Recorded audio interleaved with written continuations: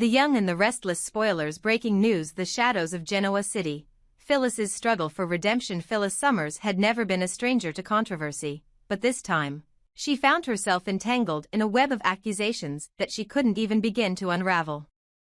Sharon Newman had gone missing, and without a shred of evidence or a moment's hesitation, the fingers of Genoa City's residents all pointed squarely at her. Exhausted and bewildered, Phyllis sat in the dim glow of her living room, her mind racing as she questioned how she had become the city's scapegoat. She couldn't fathom what she had done to deserve the venomous glares and whispered accusations. Yes, she and Sharon had a tumultuous history, one littered with betrayals, schemes, and unrelenting animosity, but surely that wasn't enough to paint her as the villain in this unfolding nightmare. Yet, it seemed her past had finally caught up with her, dragging her son Daniel Romalotti into the fray. The blame game. The truth was harsh and unyielding. Phyllis had been Sharon's most outspoken enemy. She'd never hidden her disdain, her sharp words often cutting deeper than any knife. So when Sharon disappeared under mysterious circumstances, the town's collective suspicion naturally gravitated toward her. What solidified their conviction, however, was an even more baffling turn of events. Tessa Porter, another key figure in Genoa City, had also gone missing. For many, the idea of Phyllis orchestrating such a complex scheme seemed ludicrous. She couldn't have possibly pulled off the simultaneous abductions of two strong-willed women, not without help. Yet the whispers grew louder, and the city's judgment became increasingly damning. Adding fuel to the fire, Daniel was soon implicated as an accomplice. Mother and son found themselves in the eye of a relentless storm, their names dragged through the mud as the Newman and Abbott families tightened their noose around them. But instead of pleading their innocence to a crowd that had already decided their guilt, Phyllis and Daniel took a different approach: silence. A line in the sand. We're not explaining ourselves to anyone, Phyllis declared, her voice firm yet weary. If they think they have proof, let them show it. Otherwise, they can all keep their theories to themselves. Daniel, though deeply frustrated, echoed his mother's resolve. I'm not guilty of anything, he said at a hastily arranged press conference. If anyone disagrees, take it to court. But don't expect me to waste my breath defending myself against baseless accusations. His defiance only seemed to pour gasoline on the fire. In the eyes of many, their refusal to mount a defense was a tacit admission of guilt. Even as Phyllis and Daniel stood firm, the weight of the town's suspicion bore down on them like a heavy shroud. Nick's descent. Perhaps the most dangerous development was Nick Newman's escalating fury. Sharon's disappearance had left a void in his life that he couldn't ignore, and as days turned into weeks with no sign of her, his frustration boiled over into rage. Convinced that Phyllis and Daniel were somehow behind the disappearance, Nick confronted them in a heated showdown at Crimson Lights. If you don't let Sharon go, he growled, his voice low but filled with menace, I'll make sure neither of you ever sees the light of day again. The threat hung in the air like a thundercloud, sending a shiver down even Phyllis's spine. She had seen Nick angry before, but this was something else entirely. This was a man consumed by desperation, teetering on the edge of reason. Daniel stepped forward, his jaw clenched. You don't scare me, Nick. If you've got proof, go to the cops. Otherwise, keep your threats to yourself. Nick's hands balled into fists, his knuckles white as he glared at Daniel. For a moment, it seemed as though he might lunge, but Phyllis stepped between them, her eyes blazing with defiance. Enough, she snapped. We've done nothing wrong, and we're not going to stand here and let you threaten us. Get a grip, Nick, or you'll regret it. Cracks in the facade, but Nick's threats didn't stop there. Over the next few days, he became more unhinged, his obsession with finding Sharon consuming his every waking moment. Friends and family began to notice the change, their concern mounting as Nick's actions grew increasingly erratic. Victoria Newman tried to intervene, urging her brother to let the police handle the investigation. You're going too far, Nick, she warned. Don't do something you'll regret. But Nick wouldn't hear it. In his mind, Phyllis and Daniel were guilty, and he was determined to make them pay, even if it meant taking matters into his own hands. A dangerous mistake. Nick's growing instability was more than a personal crisis, it was a tactical blunder. By allowing his emotions to cloud his judgment, he alienated allies and inadvertently cast doubt on his own credibility. While he publicly raged against Phyllis and Daniel, others in Genoa City began to wonder if he was too blinded by anger to see the truth. For Phyllis, this was a bittersweet revelation. On the one hand, Nick's behavior only served to highlight her innocence. On the other, it was a chilling reminder of how quickly emotions could spiral out of control. "You're digging your own grave, Nick," she muttered one evening, staring out the window of her apartment.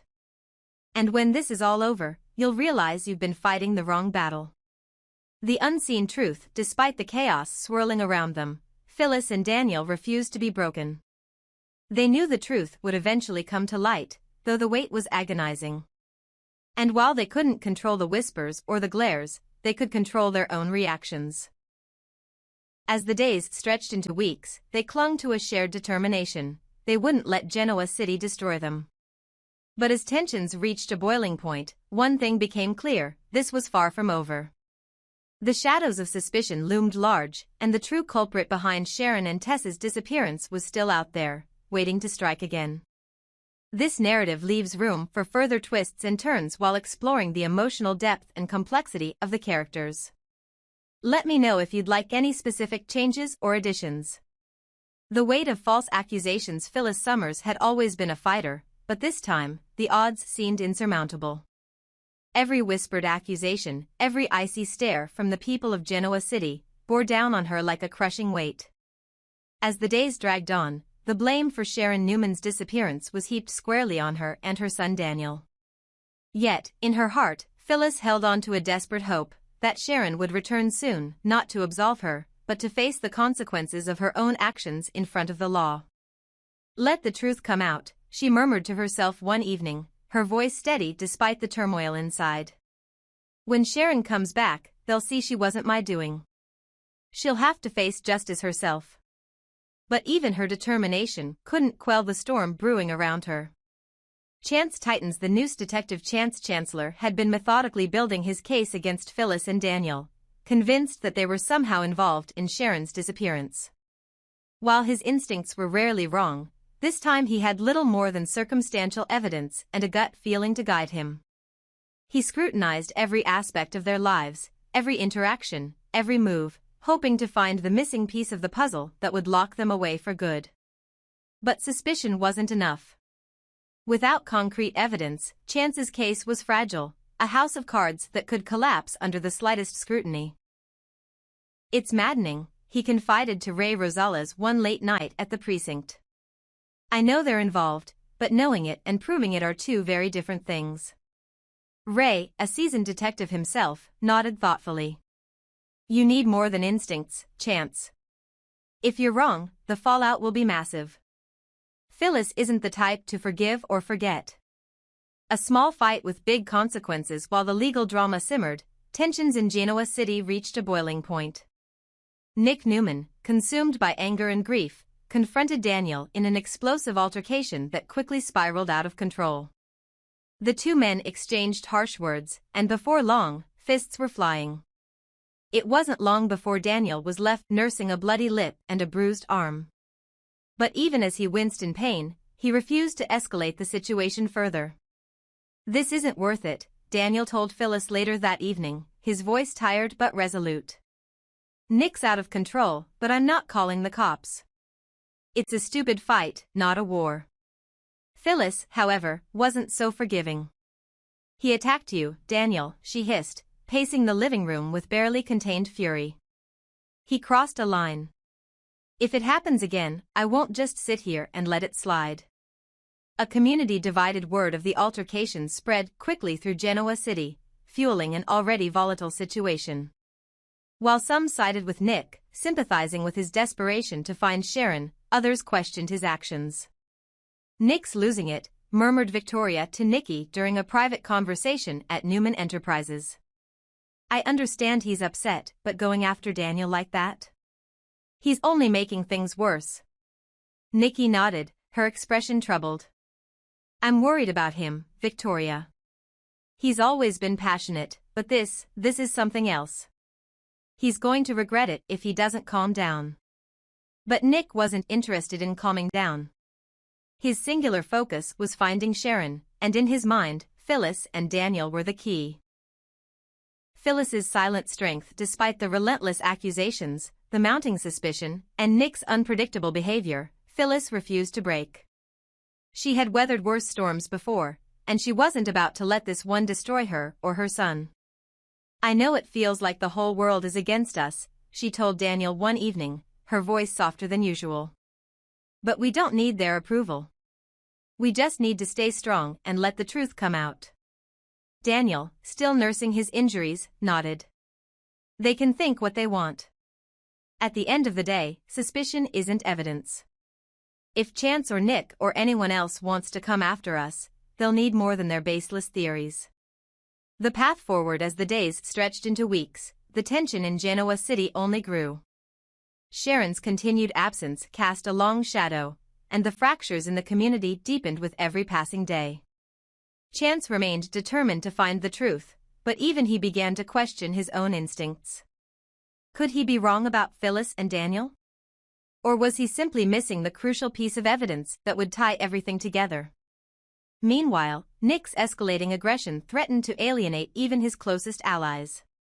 And through it all, Phyllis stood firm, a pillar of resilience in the face of overwhelming adversity. But the question remained, how long could she hold on? And when Sharon finally returned, if she returned, would the truth vindicate her, or would it bring even more chaos to a city already on the brink? One thing was certain, the story was far from over, and the shadows lurking in Genoa City would soon be illuminated, for better or worse.